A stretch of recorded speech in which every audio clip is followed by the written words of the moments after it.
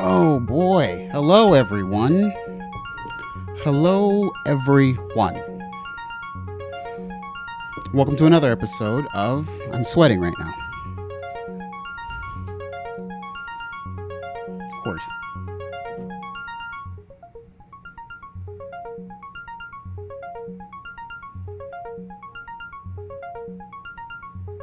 Of course.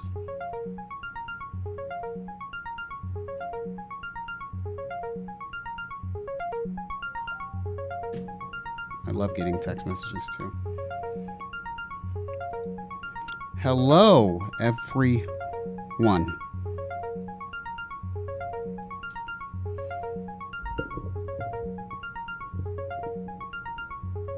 So, let's have some chats. That's what we're here for. First things first. How is everyone doing? I'm sweaty, but I hope everyone's not sweating. There is no agenda. Today's stream is just about talking, seeing what's going on with everybody. Am I blurry? I can't tell. I feel like it might be fine. I can't tell. Hold on.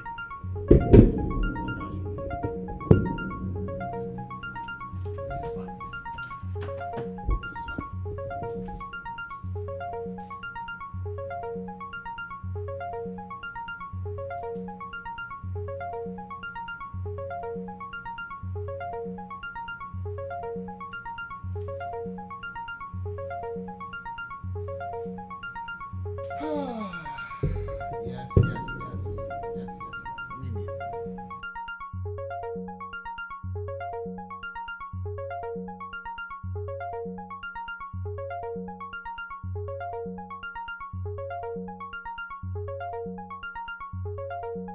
All right, we're back.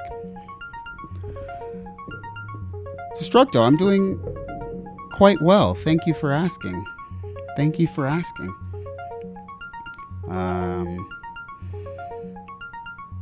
So I'm sure a lot of you have noticed. I don't even need these. Technically, I don't really need these.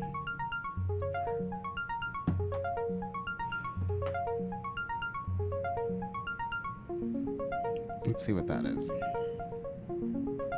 That's better. So, Matt Z back from vacation. Very nice. I had a little vacation last week.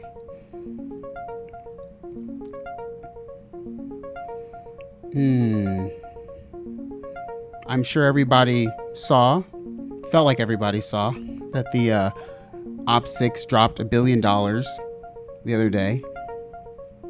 And strangely enough, I got tons of views on my video.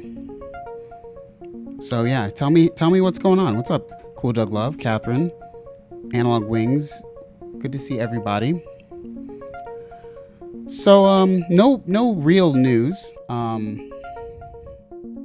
But sort of just reflection and wanting to talk because I feel like sometimes, especially last week, I didn't really, well, not just the last little bit, been focused on other stuff. I know Catherine got an OP6, OP6. I don't know what we call it. I call it OP6 because it's like Operator 6, but it could be OP as well. What's up, Synthetic? So, I'm sure some of you saw or some of you noticed or whatnot. What's up, Viral Beats? What's up, Ben? So, I guess to wrap up, since things happened between the last time and now, went to an Ann Annie show. Ann Annie was playing in a place in Los Angeles. I guess it technically was Echo Park. Was it Echo Park, Ben? Was that where we were? I think it was like Echo Park or something. No, it wasn't Echo Park. It was what's that place called? I forgot. Ben will tell us. So Ann Annie was there, and Benjamin Epps, who's in the chat, was there, and we got to hang out. That was very cool. He is definitely Highland Park. It was Highland Park. Definitely a true Outkast lover. Any true Outkast lover can recite lyrics to ATLiens on the spot, and we were able to do this. So very cool. Hopefully, I'll get to meet some of y'all in person. I've met a few people here in person. I think right now the people are Synth Addict and Benjamin Epps. Those are the two that I've met in person. So I think that's always fun. It really changes the dynamic that you have with people when you meet them in person. Because the internet's perfectly distanced enough, but I like people in person. It's very cool. Oh yeah, and of course I met Viral Beats in person.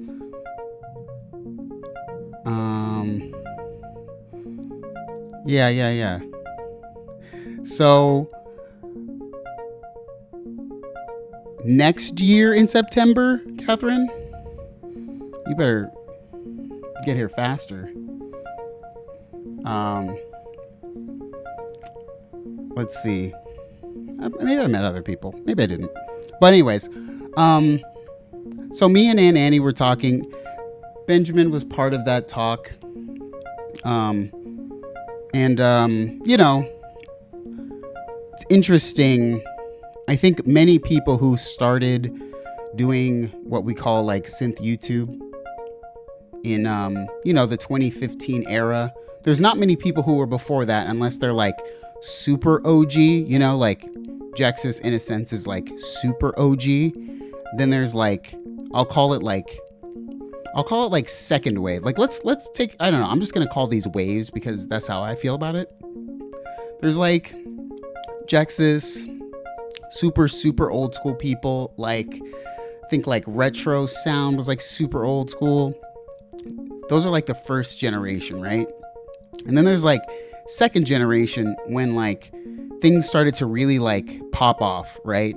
Second generation, which includes like me and Aunt Annie and Jeremy from Red Beans Recording and Bo Beats and Simon the Magpie, all those people are like second generation. And right around that time, it was a very big influx of people into this whole thing. And yeah, Synth Mania is first generation. So there was a lot of emphasis on the synth community from like 2015 until, of course, now. And strangely, like a lot of things have changed. I would say that now there's like third generation synth people, right? Who like are different than like first and second generation, right? And like a lot of people in second generation, I don't want to say speak for everyone, but I've talked to many of the people in second generation, and it's very, I'll call it like a somber perspective on it coming into like 2021, 2022. I think I've had many conversations with people. Wow, Trade to Living. Why are you going to say pad? Why are you going to put pure ambient drone in there? So anyways, I've been talking to some people, and I'm sure some of you saw on Twitter that Jeremy, or Red Means Recording, was going to, I spoke with him behind the scenes for a while about these things, and he's going to be taking a bit of a, not a break, but just like sort of he's changing his I guess you could call it like his direction. He has his own personal reasons for it. And I think I felt or knew those things before. He made it public.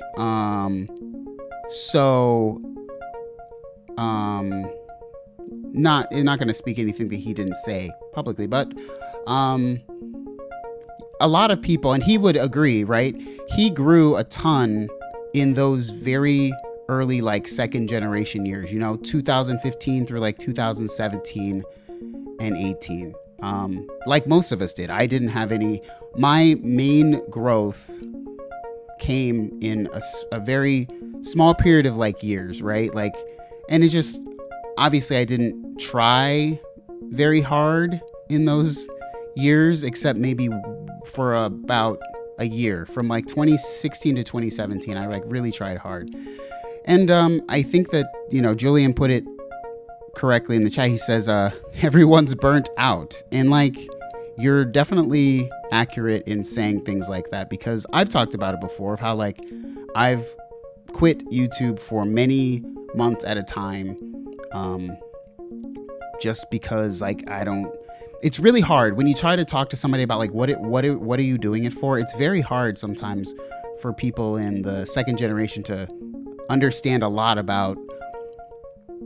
It's like, this isn't like camera YouTube. This isn't like computer YouTube. This isn't like how do I say? This isn't like finance YouTube or something, right? When you're a musician on YouTube, and even go a smaller niche like synth type stuff on YouTube, the niche is so small that like, unless you truly put forth a business plan type incentive behind it, the money you get doesn't always equal the, let's call it harassing comments. Let's just call it that, right? Harassing negative comments. And of course, the financial investment that you put in, get out, right? So you come to a point where you don't know what is it all for. Like, you do the meaning of life of being a musician on YouTube in this, and you sort of don't know why you go through what you go through, And Jeremy, first off, Jeremy was my inspiration for trying as hard as I did on YouTube to start. Like, to be honest, like between Jeremy and probably other creators and other niches, like Jeremy's one of like literally like, I'll just say like I watch a lot of people, like, a lot of people here know, I watch your guys' videos, because you guys have channels and I like enjoy your guys' videos. But when I talk about like when I started, so like 2016, I watched a lot of people who have left, right? YouTube now. One of my favorite creators who inspired me a lot in terms of the storytelling, his name is Haydox. Haydox, and I mean, I retweeted on Twitter, Haydox quit YouTube like last week. He went through about 2 years of making a video and then quitting for 6 months, things that I had been doing for years. And I'm not trying to go on a rant here, but I'm just trying to say that, everything does come to an end. I've thought about quitting YouTube many times, and more recently, especially with Haydox leaving, and even before Jeremy publicly announced it, obviously we had a talk, and if you don't truly invest in YouTube the way I don't think that a lot of specific people have, meaning like you will go full throttle to do the full-on business model, like you're pushing your Patreon, you're pushing heavy merch, you're pushing heavy memberships, you're pushing heavy like, finance stuff, right? Like, if you aren't pushing that, you're not truly doing what the machine needs you to do. And don't think that some of us have been very good at that. And so it's a lot easier to be closer to the end than to say the beginning or the middle of, some sort of ascendance to, I don't know what. I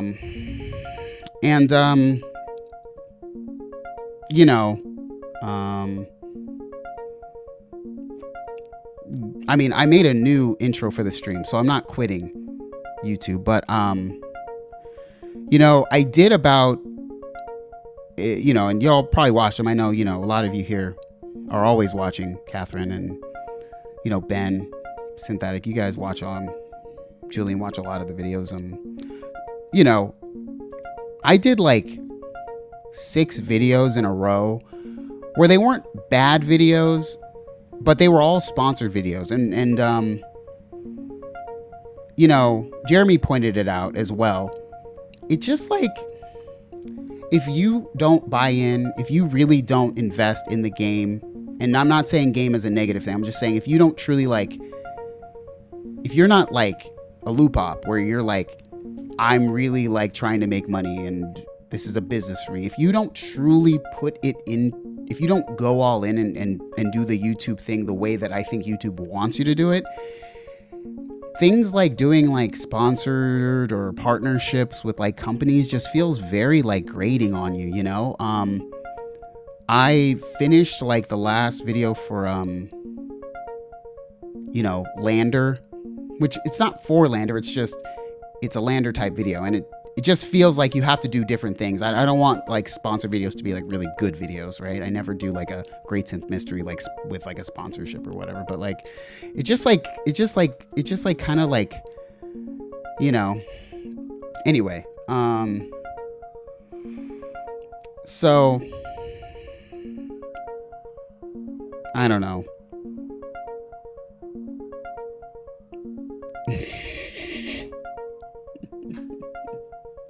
Good point.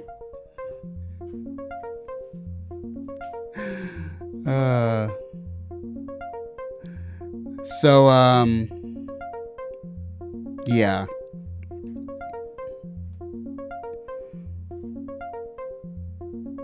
Catherine says, frankly, the harassment angle kind of keeps me from wanting to put out media again on some level. And I mean, like, yeah, it's, like, you don't know if the juice is worth the squeeze unless you're truly like, you know, because I hang around and I talk to the, you know, certain like upper echelon YouTubers, right? Millions of subs, like, you know, that's a different YouTube. You know what I'm saying? Like, it's the same YouTube, but it's a different YouTube. And so, yeah, I don't know. I wish I should put the comments on screen, but I don't know if I can pop it out right now. Let me see. I'm going to attempt to pop this out right now. Maybe the worst thing I've done in my life. Let me see if I can do this real quick. Let's see. Hold on.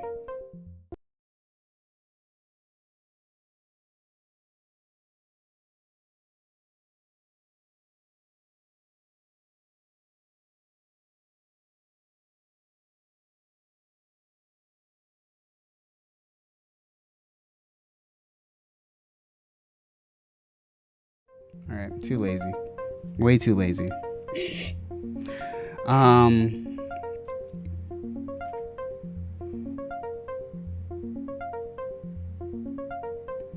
yeah, Julian says there's less varied style and format in content than there used to be. And yeah, you're right, because you kind of need to do certain things, and I don't know.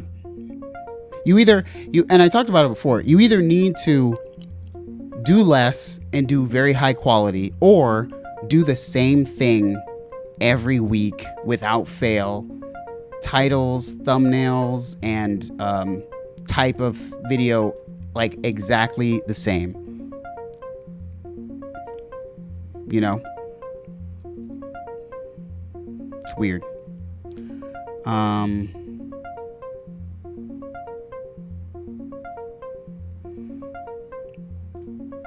Yeah. Cool.F says, plus you look at Instagram, and even if everything is chugging along, they can just change the algorithm on you. And yeah, I haven't even really done Instagram in a long time. If you guys have not noticed, probably haven't, but yeah.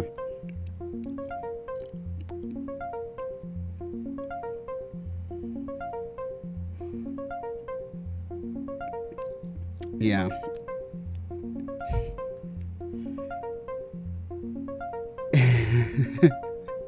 Julian Brick says, are you saying you shouldn't have subscribed to Lander? No, you should have subscribed to Lander since I use Lander actually. So, yeah.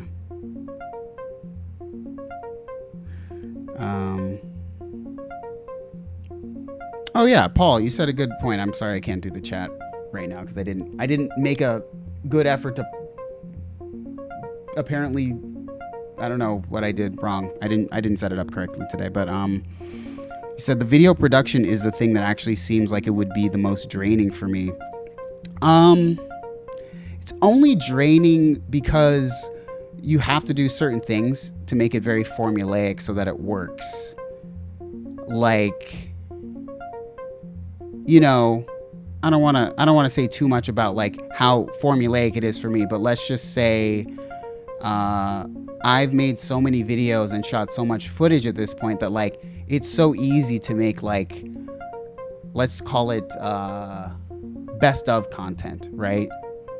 Top 5 videos, best videos, you know what I'm saying? It's very easy to do those types of things.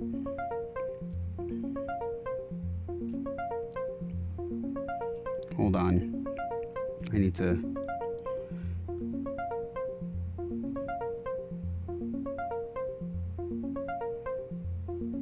All right. So, Church of Living says, it's kind of sad when you see good small channel starts trying hard to play that game. It starts feeling insincere, if that makes sense. Yeah. In a way, it's not easy to like, I think that the best channels are the ones that are in a place of, like, even my channel, like, I would say there was a period of time where it was just like I do good things now and then, right? I'll do a good video in like a month or something, right? But good takes time, and YouTube does not reward spending time doing things unless you're going for something very big and mainstream. So video games, right? So even like, there's a channel that I really like. Maybe some of you have seen it before. There's a channel called Nakey Jakey, right? Nakey Jakey does super high in-depth video type essays about, you know, video game stuff, right? And Nakey Jakey makes like one video every sometimes 3 months, sometimes like once every like 9 months. But he's in video games, giant niche, right? He's doing long form watch time content. That's what YouTube likes. They want you to do like, they want people to watch for like 50 minutes. Like, that's what they want. And then on top of that, he's in the algorithm and he's known, right? But like, you can't play that game in such a small niche like being a musician on YouTube, unless you're, like, I would say even when I look at certain big channels, like Andrew Huang is huge, right? Even his channel, I can see you could see the difference in views. Just look like a year ago and then look now. It's just a different thing. Like, things are changing.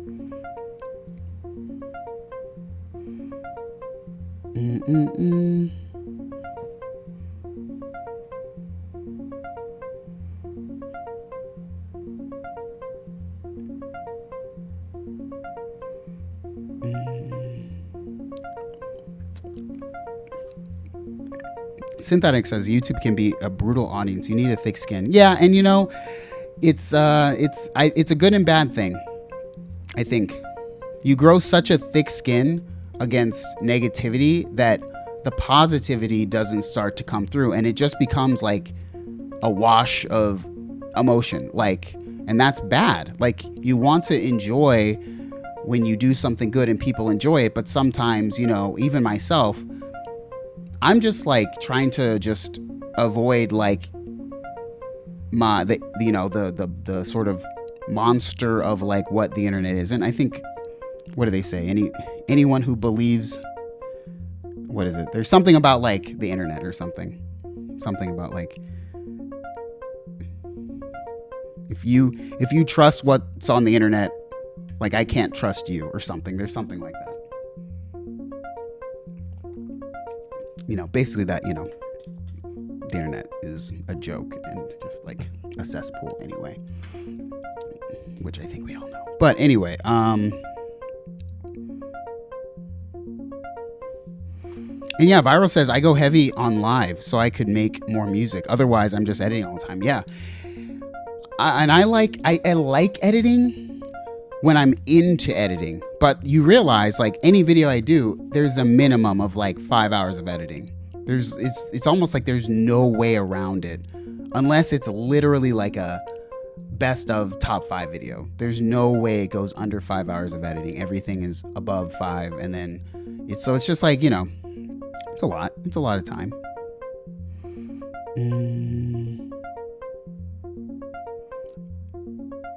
Yeah, there you go. See, Julian put a good thing in the chat, a few up. He said, but I was dating a painter who was great, but she survived on her Insta hustle and she made herself miserable having to post and update all the time, and her art started to suffer.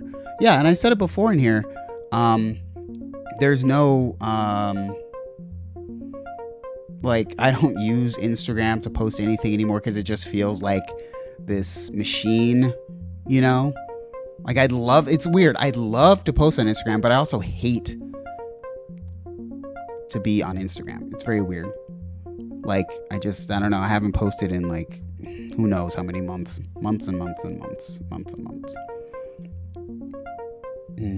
Sam Madden says, so I guess this means we won't see an actual keyboard player look at the MPC keys then. Well, technically Av McCree did a video with Delio 2K, so that counts. Delio 2K is a really good keyboard player.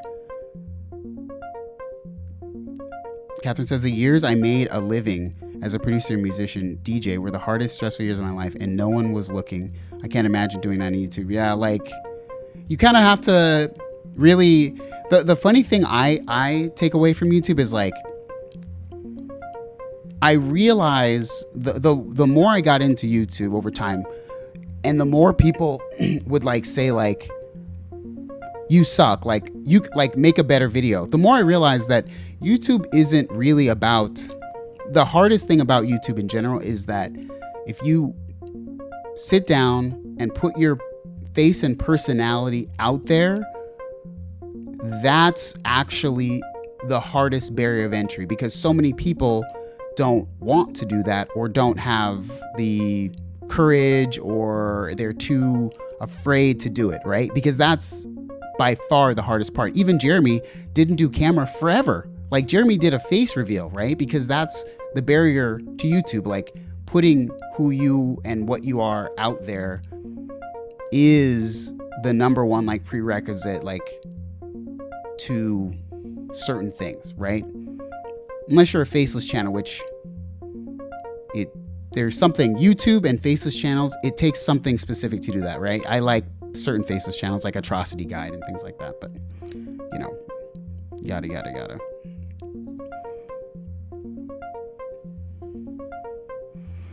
Yeah, and, oh yeah, Catherine says, Jakey, his music is amazing. Yeah, Jakey's music is tight, And you know what's funny? Since Catherine knows who Nakey Jakey is, so anyone who knows, like, Nakey Jakey on the internet or whatever, like, music is his thing. Like, he doesn't really care about YouTube. Like, I don't want to say he doesn't care, because whatever. Let's just say, if you know Nakey Jakey, music is his passion. That's what he does, right? That is his true thing. And he makes awesome music. He spent a year making his last album and didn't make one video. And that hurt his pockets big time. But you can't do everything at once, I don't think.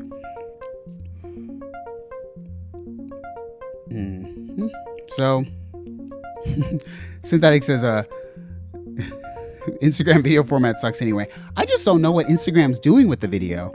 Like, I don't want to use TikTok because I don't use TikTok, but like, it was like there was IG live or IG video, or there's reels. Like, I don't know what it is. I don't know. Even though it's like I could get paid to do Instagram reels, I still don't even post, because I talked to Aunt Annie about this, and I was like, I don't want to do reels. I don't know. Who wants money if you don't like doing it?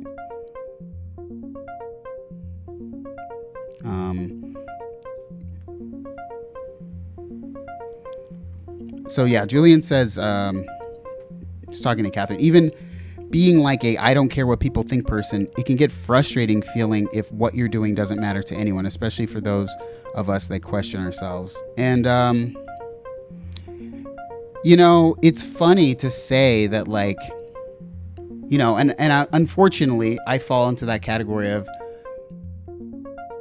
YouTube comments or anything anyone said on the internet hurt my feelings up until like 2019, right?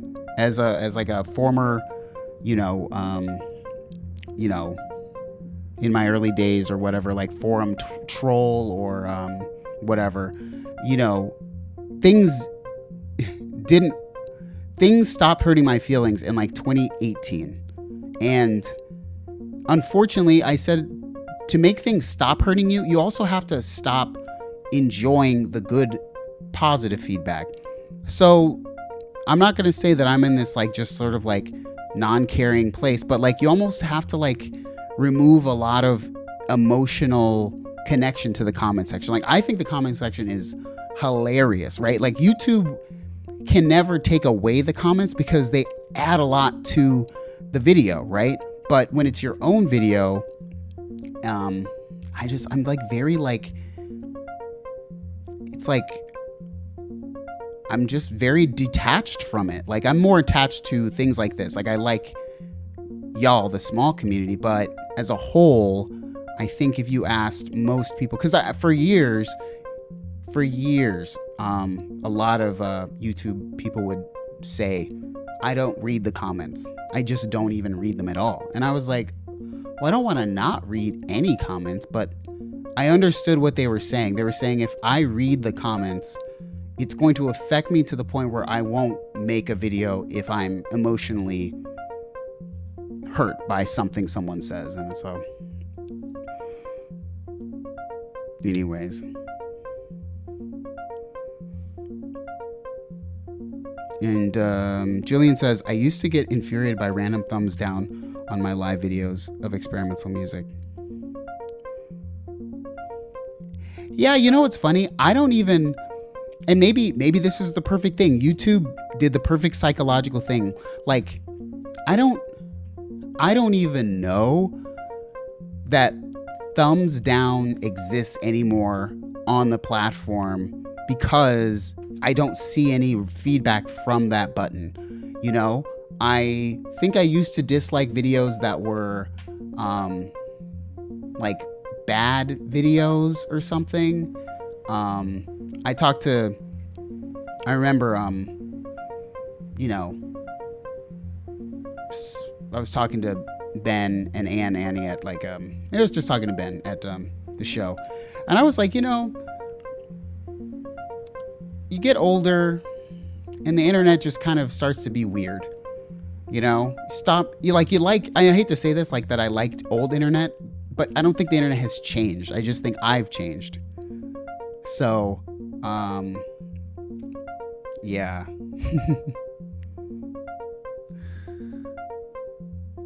Yeah, Trade to Livings is right. He says one negative comment or thumbs down weighs like 1,000 times more than the positive ones. Yeah. Barbie, yeah, it is weird. But I don't know. At this point, I haven't seen how many thumbs down I get in videos at all for the longest time. I don't even, it's not that it's not available. It's just so hidden. You don't even really notice it's happening. Like, I don't know. I think there was a time when I noticed that it was a thing, but like honestly, in at least like the last year, I don't even know that it exists at all. Like even on my own videos, I don't even notice that it exists. Like I could literally get 1,000 dislikes and 1 like. Obviously, I guess I'd know that there was 1 like on 1,000, but I wouldn't really like, I'd have to look for where to find the dislikes because I don't even know where they are, like in the analytics anymore.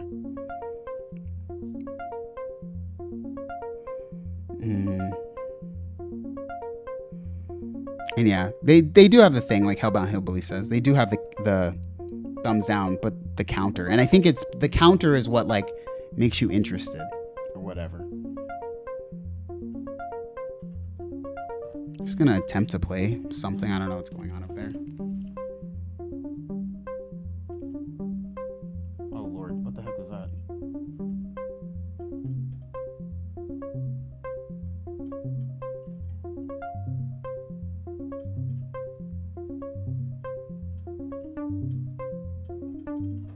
We're gonna pick a different patch here.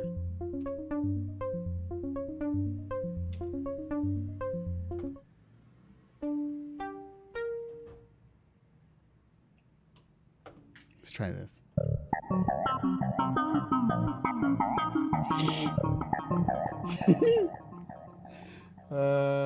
How about this? Let's see. All right, we can do that. Performance.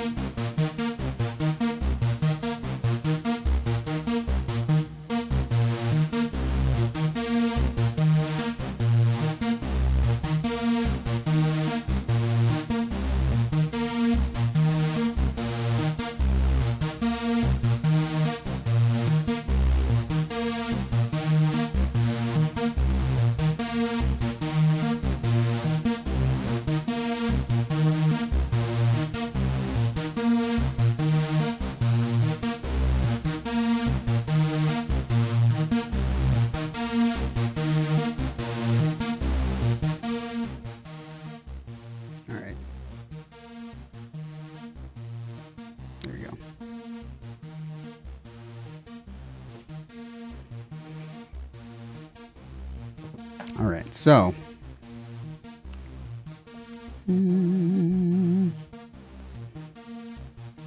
Matsy said, big question. How much longer do we think YouTube as a platform has?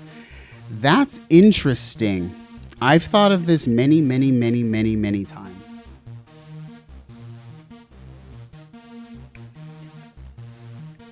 I would say,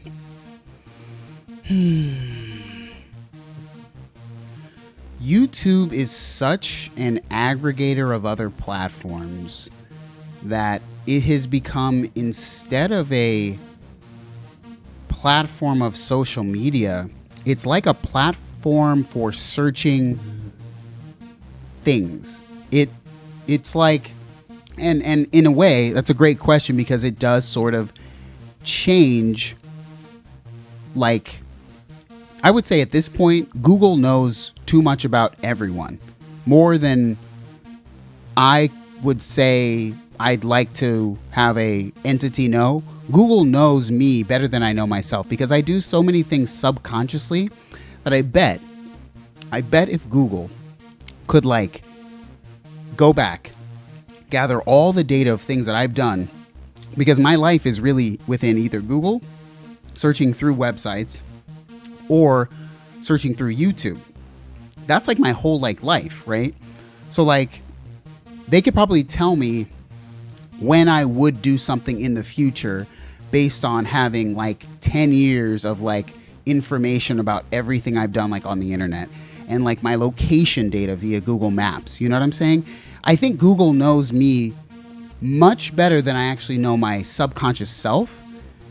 Therefore, I think that they'll know what to do to keep us on a platform like YouTube, as it is an aggregator of search and video content from, MSNBC, Fox News, CNN, Tonight Show with Jimmy Fallon. Who cares? No one wants to go to tonightshowwithjimmyfallon.com to find clips. You just want to go to, well, who wants to go there anyway? But you just want to go to a place with everything. And YouTube has become just a video hub. It's just a hub. But that said, I don't go on Yahoo and search. I'm not going to go on Yahoo and do a search. Yet I used to. So things change.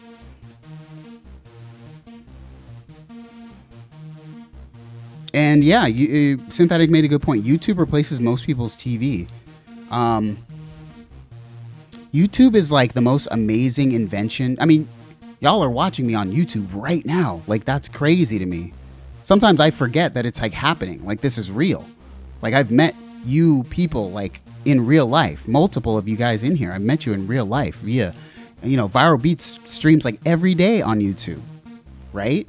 Like, it's crazy to think how much of a wonderful like connection platform this is between all of us.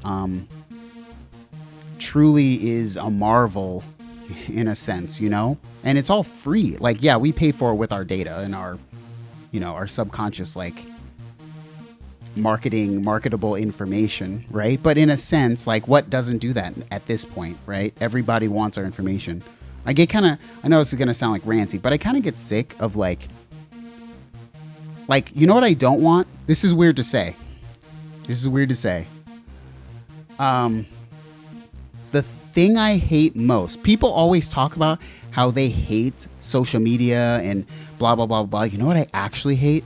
I hate when companies want to get your email address. And then no one changes email addresses very much, right? So forever, you're getting emails from like companies, and like I find emails into my inbox, like that seems very like annoying and invasive. I don't care about Facebook stealing all my information or Google stealing all my information. They're not like emailing me like heavily like marketing things, right? YouTube ads don't matter to me. It's when I'm getting something in my inbox about like buy this that's in my email inbox. That is just too much. That just drives me nuts. Like bonkers. So like, I don't know. But also, YouTube has made lots of people rich,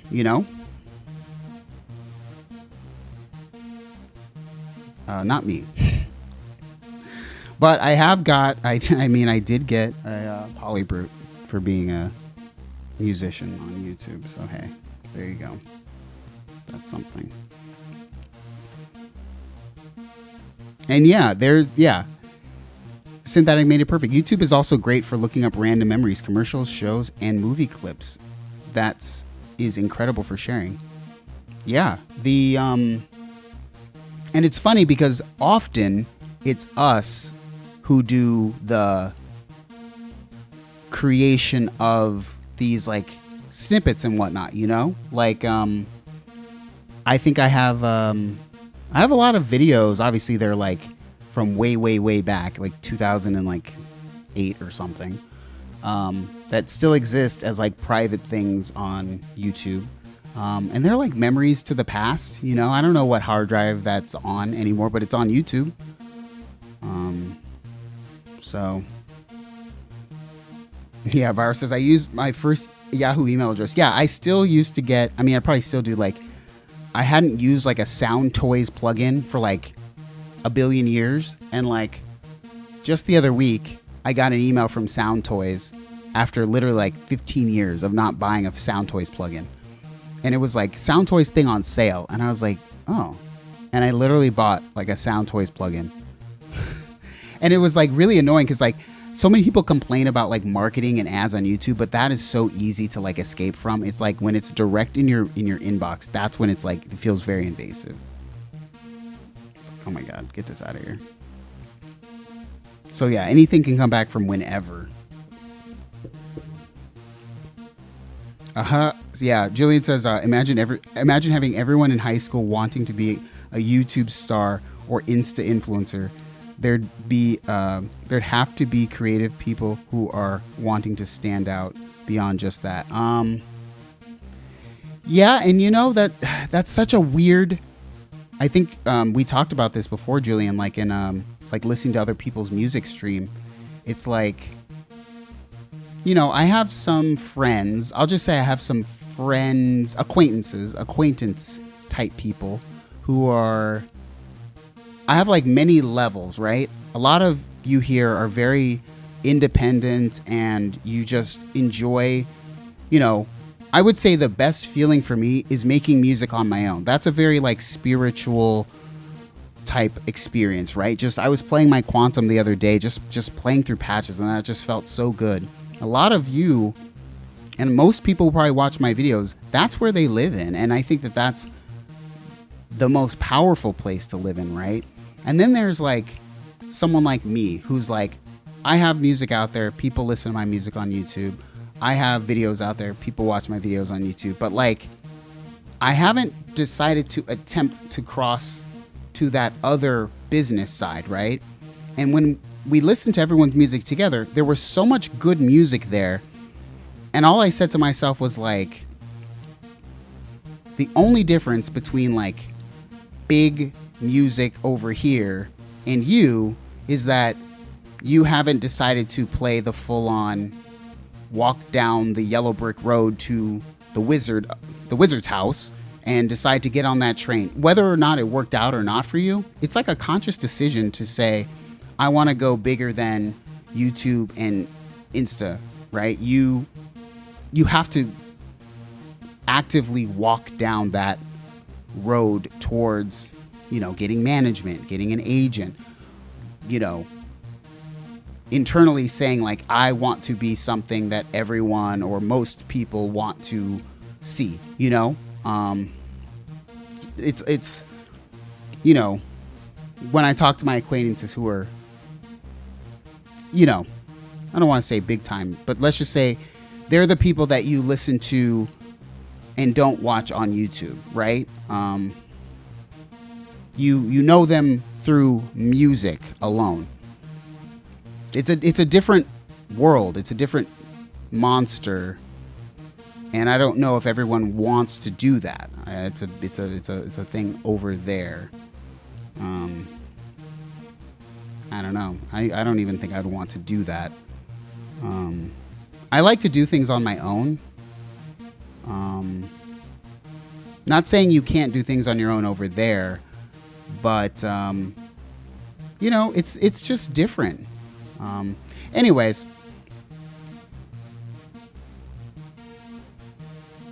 yeah, it's just you know,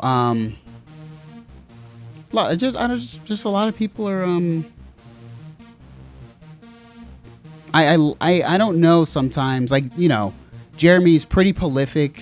Just Red Means Recording is pretty prolific in releasing videos, super high quality videos. Obviously he does like a lot of like top down stuff now.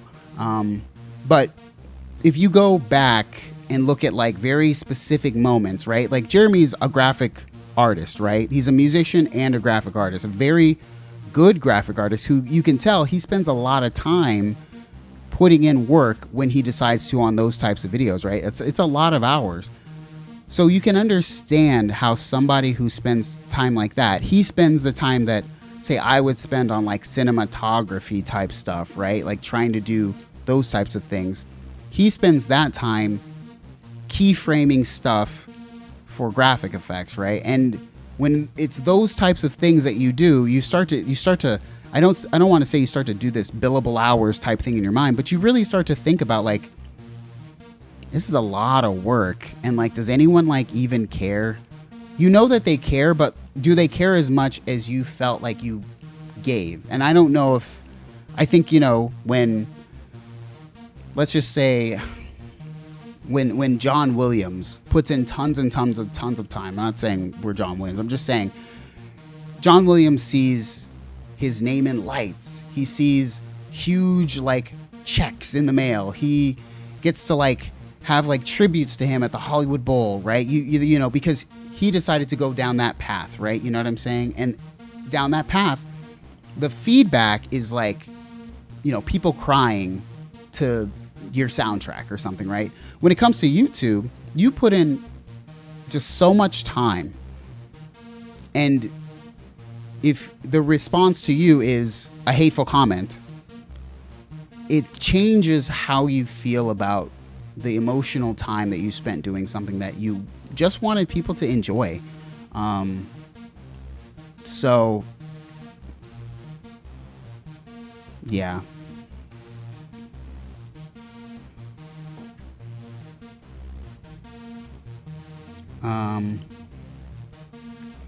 Yeah, Julie says, it's like with my visual artist friend. Some of them want to eventually show at galleries, get representation, or just get really good at what they do. Yeah.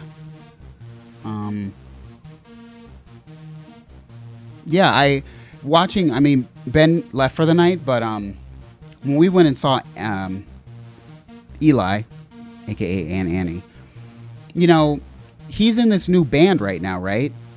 Starting this like new live performance group. They're really, really good. But I hate to say, but then what? You either decide I'm consciously going to get connections, management, agent. I'm going to sell it all, not sell it all in terms of selling out. I'm going to sell myself to go down that road. And that's all. That's the only separation between the person in their room and many of you guys watching right now and somebody out there. You know, I'm not going to say Kanye West isn't a great artist. Kanye West is the bomb. But I've been wanting and thinking about this for a long time. I haven't decided to do this because I don't know if he would be up for talking about this. But there's, you know, I was a good acquaintance for years of mine is a person named, you can look him up if you want. His name is Dewan Parker, Dawuan Parker. Dewan Parker went to Berkeley. He's a killer keyboardist. Dewan Parker produced platinum records for Dre and Eminem. And Dewan Parker and I worked together at Track Record Studios years ago. And yeah, I've just been wanting to, you know, imagine. I'm going to say imagine. When Dewan and I talked last, Dewan was saying, basically, Dewan was showing me some new beats he was doing, some new music. And, you know, Dewan is just look it up. He's a multi-platinum producer. Okay. And we were listening to these. I said to Dewan, I was like, you know who would love this? I was like, Kanye, bro. This is, and like, let me just say, Dewan makes fire beats. Like, he's fire. And I'm like, he's like an amazing producer. I'm like, Kanye will, and Dewan, you know what Dewan says to me? He says, he's like, man, I just need to meet him. I just need to be able to get to where I can connect with him because I can't find a way to connect with Kanye. I can't get the connection and make the move that I need to make to go there, right? And I don't think to this day he ever has. This is multi-platinum producing Dewan Parker, right? Can't get the connections he needs to get to do the things he wants to do artistically, and he's already there, you know? So it's hard, and I don't know if everyone wants to do that. As far away as people are from those things, I don't know. Those roads are, the investment can be, it's so difficult, that road. That sometimes it's better to just feel that you had just the enjoyment of making the music. Like, that might be better than the not being able to connect in the future. Like, those things can hurt even at high levels. Yeah. Oh, Ben's still here.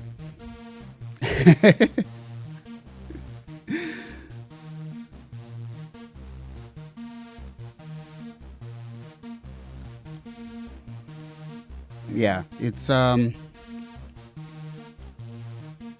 you know, Ben was watching the show, and you know, it was really great because there was really great music, but then you know, Eli and Annie was telling us to just like, he's just gonna move to Texas and just like play around town. And I'm like, yeah, that sounds like dope. Like, what are you gonna do? You know, work a job and just play and have a good time, you know? And it's like, I think that sometimes, like, I don't know what it is in the music niche. It's like, that's not enough or something. Just, you're supposed to have big dreams or something. You know, I think we all have had big dreams or something, but like, I'm not saying I gave up on anything, but sometimes you have to change the focus of just like the journey, and the enjoyment of the journey is better than getting there, because if you think you're going to get there, nothing's promised, you know?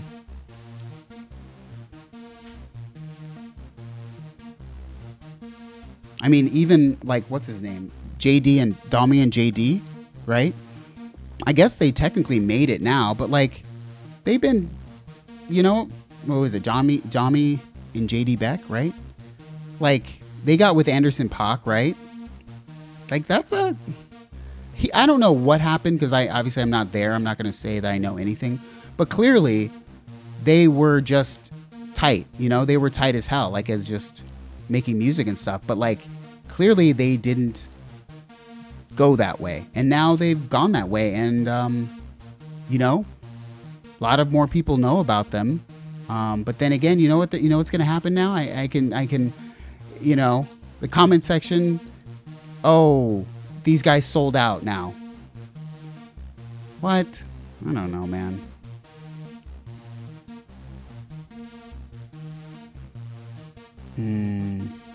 What's up, John? John L. Rice in the building. I liked your new Gong video today. Was that today or yesterday? Check out John L. Rice's video on his channel, please.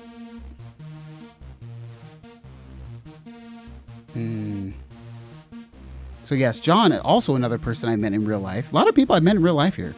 I really like that. That's really sick. John was probably the first person. I don't even remember. I know where we met first time, John, and we've met and hung out a few times. Other than that,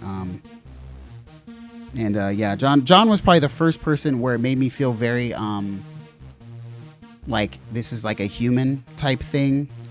You know, not gonna get emotional about it, but just you know, it's I'm not saying I encourage everyone to go meet each other in person, but like, I think a lot of us are in our own little communities by ourselves. You know, my friends don't play synthesizers for the most part. I have more musician acquaintances who play synthesizers, but those aren't people that those aren't my childhood friends that I still have friends with. So, you know, meeting people who share your love for those things is very cool, very rare, very wonderful. Yeah, John actually taught me a lot about large format modular. And yeah, those were the good old days. I think that was like, that was a long time ago, it feels like. I guess, John, since you're here, are you going to be able to go to Synthplex? Are you going to make it? I don't know. Let me know.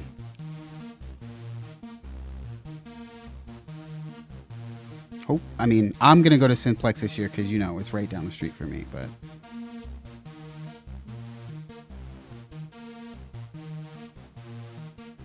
Cool Dog Love says, it's funny to think that they sold out for putting out a record with good chunks of the videos they had out before were like Noir demos. Yeah, right?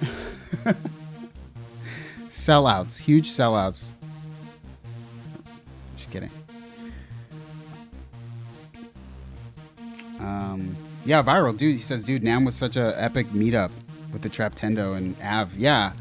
I think, yeah, that's the only reason why I say encourage people to meet up, because it just changes everything about how you feel about like the community aspect. Cause like, I think, you know, sometimes the internet is interesting and, you know, trolly and negative and, you know, they'll, you know, Reddits or whatever. But like when you actually, the people who come out to like hang out, those are the only people that really matter. I know that I'm not saying that like the only meeting people come, but I'm saying like this small community of people, like if all of us could go hang out at Perfect Circuit, I'm sure we would, and we'd have a great time. But no, not everyone can do that, but if you can, it really like changes, like it just changes everything, you know? So hopefully everyone will come and hang out sometime.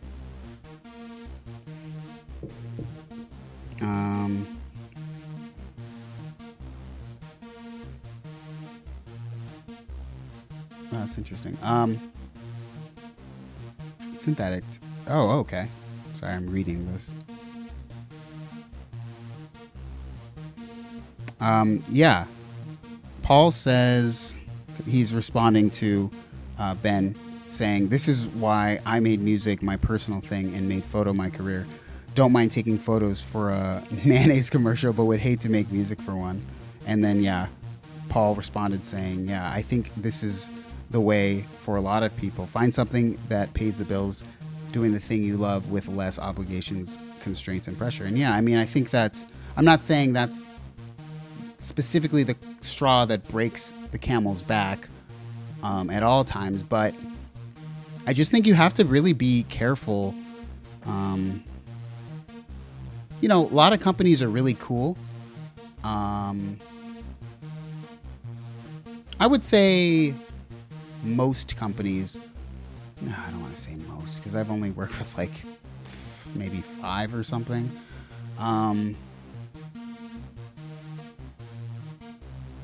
Oh, also, here we go. Not that I have any attachment to this specifically, other than that I, you know, have, you know, been No Dave, rest in peace, and the people at Sequential. But I saw that Sequential has a job opening for a technical support person. So I'm just throwing it out there because I think that just because I know the people, like I know Andrew, and I know Andrew's wife, not Andrew, Andrew who works at Sequential. Most of you don't know who that is, but he's like right there with like Dave. I know a lot of people there. So if you need a job and you're a synth person, I don't think that there's a better company to work for than Sequential. I think, you know, Moog is a great company, but I know the people at Daysmith, and it's very much a family type of a company. So why not apply if you're in need for a job? And I'm being serious. I'm being serious. Oh yeah. So John says, not sure about Synthplex this time. Yeah, I know. John says, with diseases, crime. At this point, I would be more concerned about the crime here in LA, John, because it's crazy right now, man. It's crazy. But yeah, I'm sorry. The health issues. Let me, you know, we'll talk. We'll talk. And yeah, Viral says, it was like we known each other for years. Yeah, man, it was. That's the ultimate weird thing at first. Like, maybe I've gotten a little bit more used to it, but when you see someone on camera for years, because I've seen Av obviously on camera for a long time, and then to meet him in person, first off, he's so huge. And then also Viral it's cool because you grow your community so much more. I would have, you know, not got to meet Viral and, you know, the crew. It's just very cool. It's just very cool.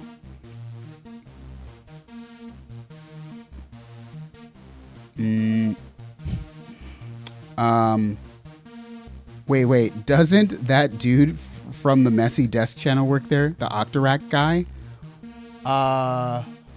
Messy Desk? Messy Desk channel? I don't know.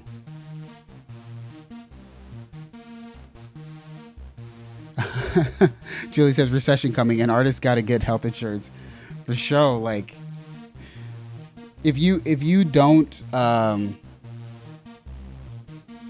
not saying I'm about to take advantage of some of the synths that are going to come on sale, but if a real recession happens, because I remember the last one, and I was pulling up the Juno 106 in the last recession for $400. off Craigslist back in the day. So, and then again, I sold it for $450 like an idiot. But anyways, the point is,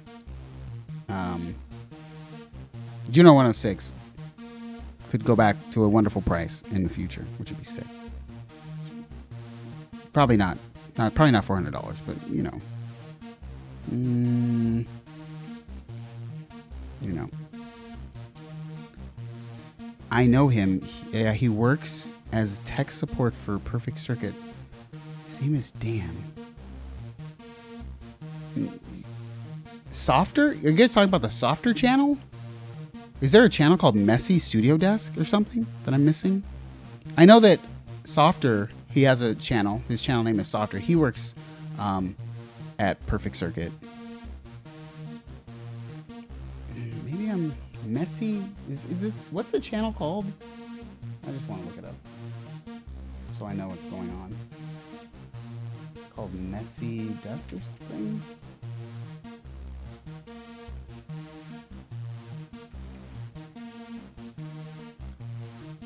Messy Table Studio? Is that it? No. No, that can't be. That's not it.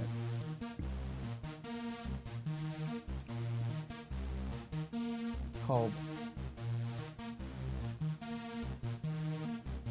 The Messy Desk Electron Videos. Oh.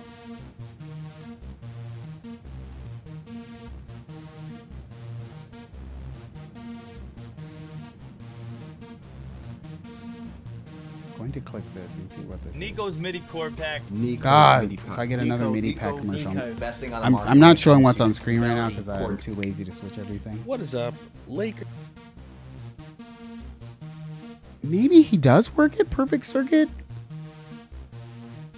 I don't know Dan, even though I'm there all the time. But I don't know Dan.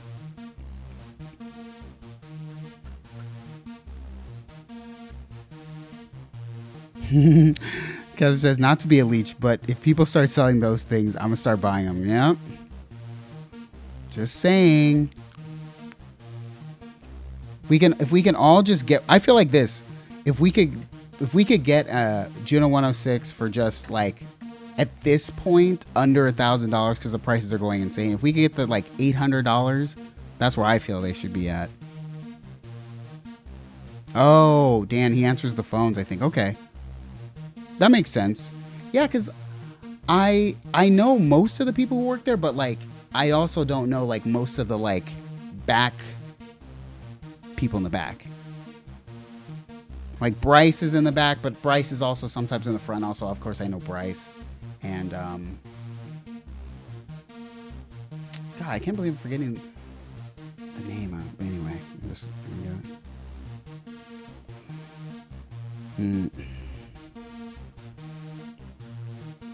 Well, I don't know why we're. I hope this was a fun chat. I think that this was nice to talk about some stuff. Oh, I do want to talk about. This is gonna be the thing I wanted to talk about. I guess in terms of like things I want to do. First and foremost, going to. I don't like to say this because I wanted to do something different, but then now I just feel like I can't. I think I brought up the fact of like making videos every week. That's not going to happen. I just can't do it. I don't want to do it. I don't know how to do it without hating it, so I'm not going to. But I'm going to try to do more videos on this channel about stuff that I want to do. So next week, we're going to start to become. Remember the 2 weeks ago, we were doing the thing where I was figuring out my live setup thing. We need to finish that. So next week, I have everything set up over there on the other side of this wall. And we're going to like finish fleshing out the live setup. I have obviously the Poly and Play is in there now. Suggestion from y'all. The whatever else. Oh, the Yamaha CP is over there. and the I think what am I hooking up to? I'm hooking it up to the Bebo. It's gonna work, okay? I figured out what to do. That's gonna be the live thing. So we're gonna next week be behind the wall doing that. I do have one thing that I really, really want to do. That is obviously a very like special passion project. Real quick, that I'm gonna say that I want to do because it's meaningful to me. So I want to do a tribute to Felix the House Cat EP and release it. I think that will be something that I really want to do based on certain of his works that I really enjoyed. So I think that I'll have a lot of fun doing that and trying to get that vocal type sound. Obviously, Felix doesn't release tons and tons of music anymore. But in his heyday, obviously in the late 90s, early 2000s, he was making some of my favorite records of all time. So I would like to do a, tribute to Felix Stallings type thing.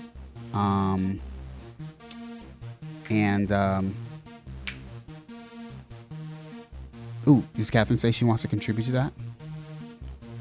Please do. We will talk about that if that's what you mean.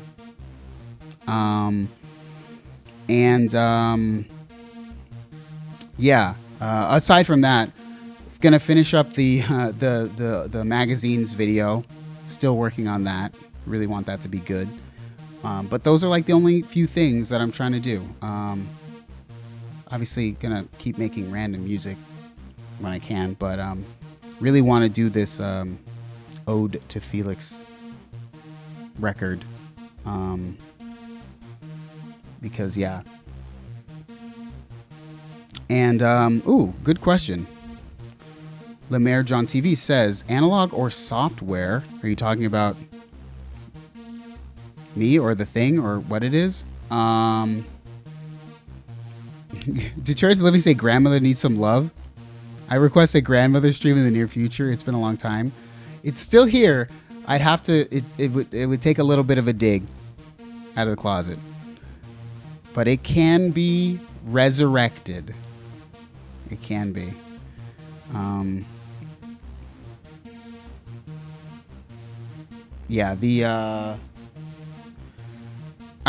remember one of Felix's CDs. It's called Virgo Blackstro and the Movie Disco. That's my favorite Felix the House Cat modern type record. And then it's tough to say. I mean, Ready to Wear is like one of my favorite songs of all time. Ready to Wear is just such a great song, man. Stream it, sell it to me. Yeah, so I have to figure out how to do the vocal sound. I'm gonna really do a lot of work with Ovox, and so it's gonna be a lot of software because I don't want to have to redo a ton of stuff. But the vocal stuff is gonna be for sure software, unless I can find out exactly what Felix uses or what he did use at that time. But it'll be a lot of hardware for specific things. But not all hardware, not all analog for sure. There's gonna be a lot of software. So yeah, I would like to finish that by the Felix tribute thing. I know this is gonna sound super fast. I'd like to finish that by the end of August. It is August the start now, and I feel like it would be very important to me to do that by the end of August. So that's what I am hoping to do. Those are the only two things at the same time. I'm going to be working on the magazine video, which is sort of easy because not a lot of gear stuff goes into that. And then the Felix tribute EP. It's like going to be like 5 songs, okay? And then when we're live streaming, we'll work on this rig out there. Analog Wing says, have you done a video where you nerd out about Felix's gear? Great question. I would love to figure out, it's very like cryptic. I've read some articles about what Felix uses, but it's never very like out there, you know? It's like back in the day when Aphex Twin was like doing all the stuff. It's like, what did Aphex Twin use? It's like, I don't know. People were always wondering what it was, and I think that's similar for Felix. Like, I don't know exactly how he got that vocal sound. You know, it sounds like a vocoder. It's a harmonizer. Well, I heard what it was. It's like this old Digitech harmonizer, vocal harmonizer. That's what I heard. But it's hard because to this day, I know it's going to sound really dumb, and I also don't care because Felix is so important that I would do a video about his gear. It's like, he's big to me and big to the niche community, but like as a whole, like the Felix the Housecat video I did on the channel is literally the lowest viewed video on the entire channel. It just is. But I leave it up because it was, I don't know, it's just important to me.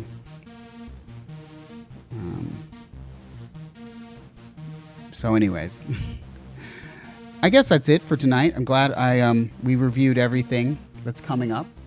And yeah, I'm going to be working on the music. And if it's not coming out right, it's not going to come out. So just know that it's important that I do it right, the way I'm proud of. But yeah.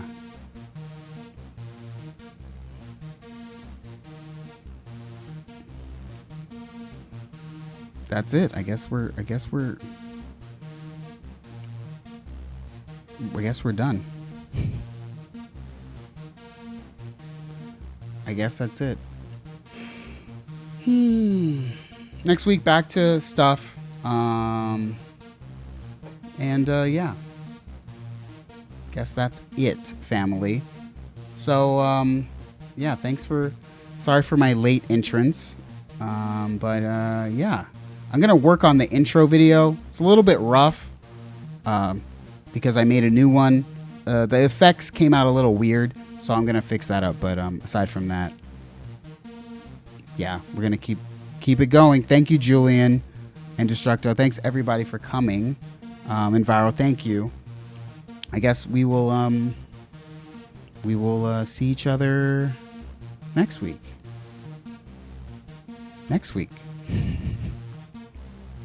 All right, guys. See ya.